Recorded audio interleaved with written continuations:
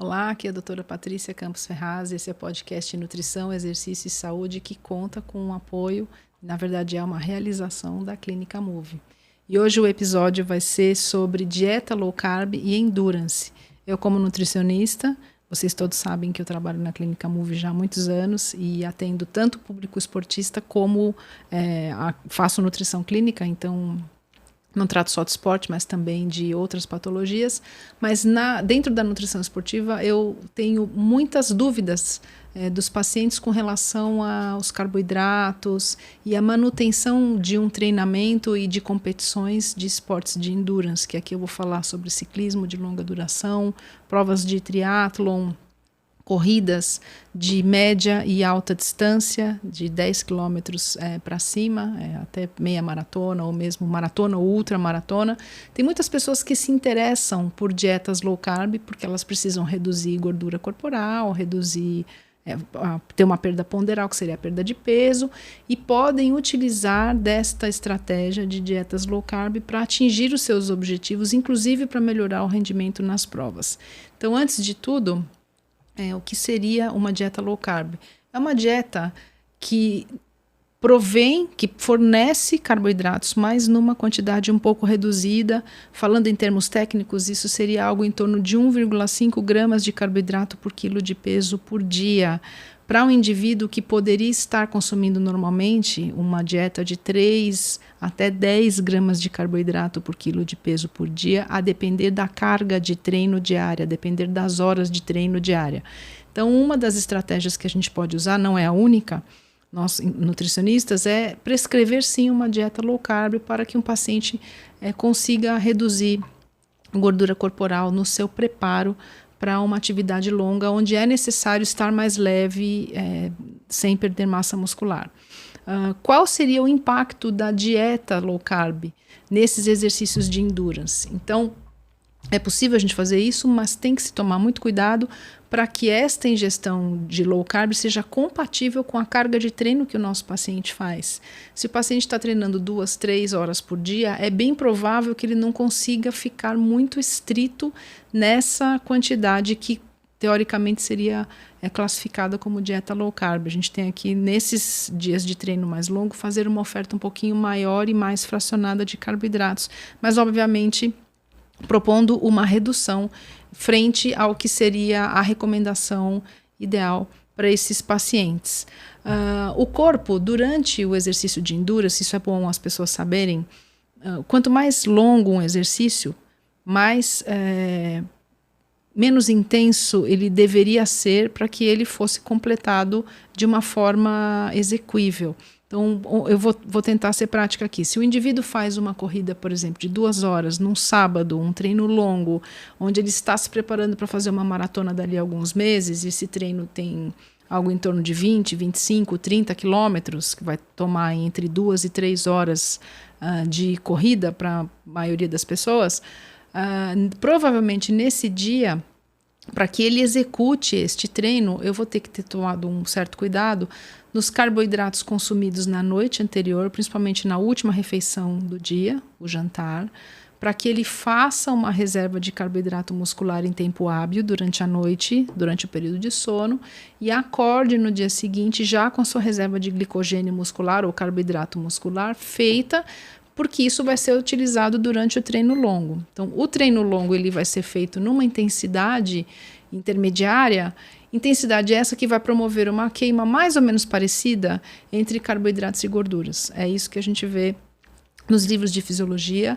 Grosso modo, quando se trabalha aí numa intensidade de VO2 máximo de 50% a 60% do consumo máximo de oxigênio durante o treino, que condiz com um treino moderado, é mais ou menos a metade gordura e metade carboidrato. Não tem grandes dramas em um indivíduo fazer uma dieta low carb, desde que ele tome esse cuidado de fazer uma reposição de uma certa carga de carboidratos, principalmente na noite anterior, para treinar no dia seguinte cedo.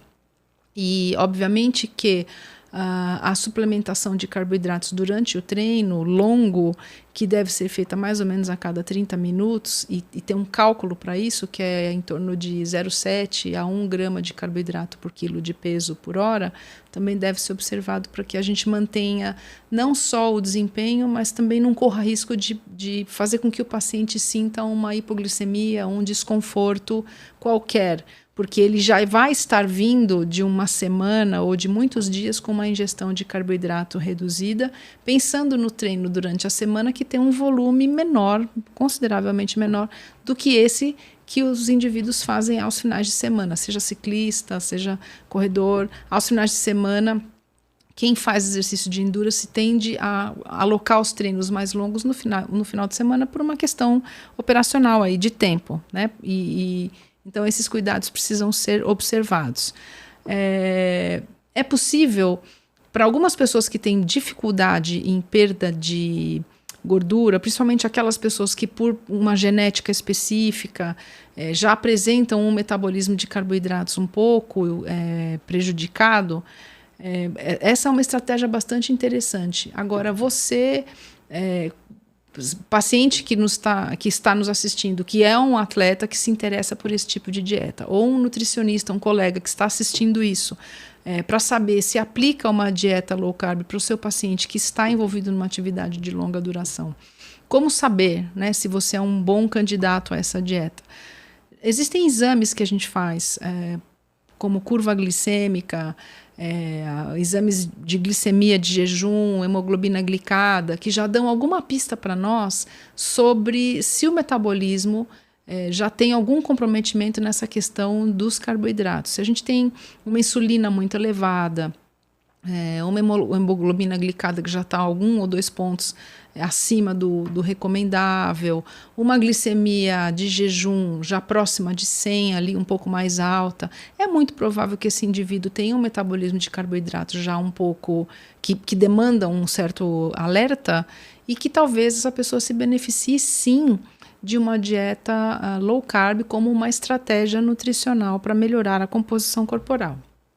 Não recomendo que as pessoas façam dieta cetogênica, porque aí sim a gente vai trabalhar com ou pelo menos não façam isso por muito tempo, porque a dieta cetogênica ela vai requerer um processo de adaptação importante para manter o desempenho do treino, e diria que talvez o desempenho por si só seja comprometido. Não dá para a gente fazer grandes desempenhos, um treino numa intensidade muito elevada, mesmo ele sendo longo. Tem treinos que ao longo do tempo a gente quer que essa intensidade seja elevada até para nível de melhora de treinamento físico ao longo do tempo, como parte do preparo para a prova, mas com uma dieta muito, muito baixa em carboidrato, tudo isso fica bastante difícil e causa outros riscos, como, por exemplo, a questão da queda da imunidade. Então, esse aqui é um ponto importante.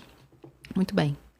Agora, para você, nutricionista, que está me ouvindo aqui e deve estar pensando agora, então, eu tenho um paciente que precisa perder gordura, ele precisa estar leve para correr uma prova na melhor forma possível.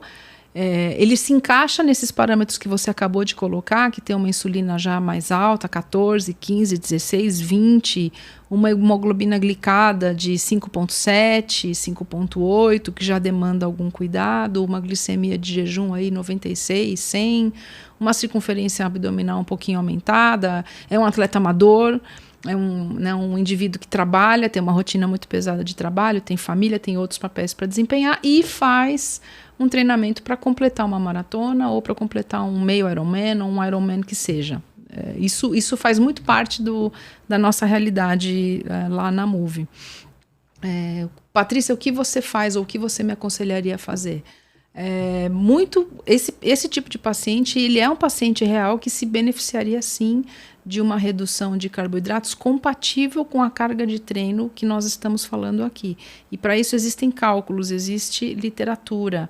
Pode ser que a melhor estratégia não seja uma low carb pura, mas sim algo intermediário entre 1,5 e 3 gramas de carboidrato por quilo de peso por dia. e tendendo a dar as maiores ofertas de carboidrato nos dias de maior carga de treino, seja de quilometragem, seja de intensidade, e deixando para os dias com um volume menor de treino o consumo de carboidrato um pouco mais estrito e um pouco mais perto desse recomendável, conhecido como uma dieta low carb. E é muito importante também a gente fracionar adequadamente esses carboidratos ao longo de todas as refeições do dia, para que não haja grandes flutuações e um certo incômodo na questão da glicemia, e a gente não tenha outros efeitos colaterais, além da queda da imunidade que eu já mencionei, como, por exemplo, piora da função intestinal. Quando os carboidratos da dieta são diminuídos ou mesmo retirados assim de forma importante, isso impacta diretamente no hábito intestinal, né? A formação do bolo fecal é diferente, a função intestinal é bastante prejudicada, isso pode causar um outro desconforto. Então, é uma estratégia possível, mas o nutricionista esportivo deve olhar com bastante cuidado e realmente personalizar essa recomendação para dar, né, para dar a melhor conduta, né, para prescrever aquela dieta que melhor se encaixa para o caso desses pacientes específicos. Muito bem. Outra dúvida que pode surgir é assim, Patrícia, como lidar numa dieta low carb com as saídas da dieta? Essas pessoas, elas saem, elas têm vida social, elas têm família, têm filhos, vão querer, têm compromissos sociais. Como que fica a gestão desse carboidrato que já é muito restrito na dieta para esses momentos de relaxamento, de confraternização, que muitas vezes envolve alimentos que são muito ricos em carboidrato? E eu gosto de dizer para os meus colegas nutricionistas que a gente tem que apaziguar um pouco essa questão da comida, do corpo, da dieta. Então, combinar com o paciente esses momentos de pequenas indulgências. O final de semana, como são os momentos que as pessoas têm os treinos mais longos, acabam nos ajudando nesse aspecto, porque todo mundo come com um pouco mais de liberdade.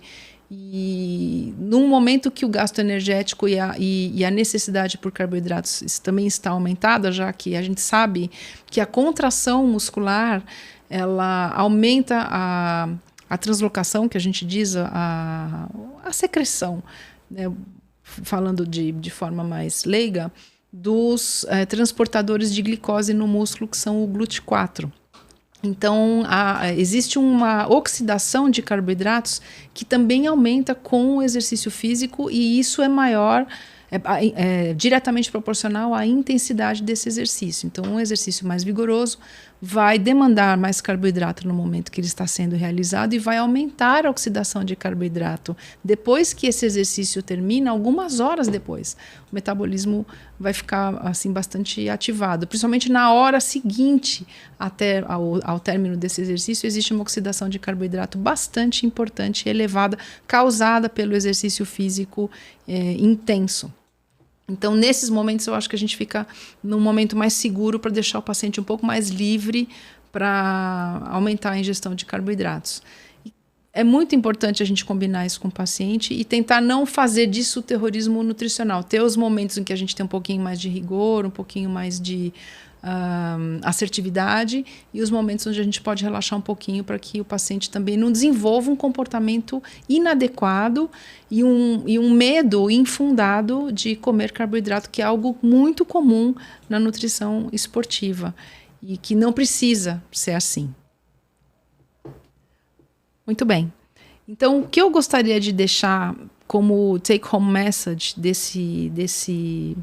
dessa nossa conversa, principalmente para os meus colegas nutricionistas e para os pacientes que estão envolvidos em atividades de endurance e ficam em conflito sobre fazer ou não uma dieta low carb para perder mais gordura, ou mesmo se deve comer carboidrato, é não esquecer que o carboidrato é um nutriente fundamental para a geração de energia no organismo, para a manutenção de uma carga alta de treinamento, de um desempenho alto de treinamento. Então, treinos fortes, eles vão precisar sim de carboidrato, e uma disponibilidade baixa de carboidratos nos treinos fortes vai impactar diretamente no desempenho, no trabalho que a gente consegue gerar nesse exercício. Provavelmente você não vai conseguir entregar para o seu técnico a intensidade que ele gostaria num determinado treino se a gente não tiver uma gestão adequada desses carboidratos na nossa alimentação.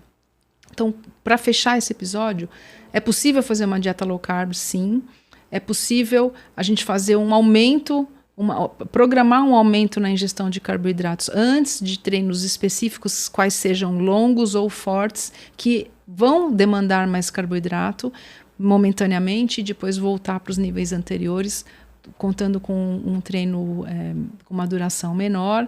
E isso, ao longo de alguns meses, pode ser uma estratégia para a gente conseguir a redução de gordura corporal, principalmente naqueles pacientes que já apresentam um metabolismo de carboidratos que está levemente prejudicado por questões genéticas ou outras. Então, isso seria possível, sim, com bastante cuidado, com bastante parcimônia e olhando e analisando caso a caso entre o nutricionista e paciente. Acho que isso é comum, né, dentro da nossa prática clínica. Então, essa é a mensagem que eu gostaria de deixar. É uma estratégia possível para atletas de endurance, mas é necessário a atenção do profissional, nutricionista esportivo e experiência também, para que não haja prejuízo nem na saúde e nem no desempenho dos treinos que o nosso atleta vai realizar. Então, é isso. Muito obrigada a todos que nos acompanham nesses episódios e nas diferentes plataformas. Muito obrigada à Clínica Move por mais este episódio e até mais.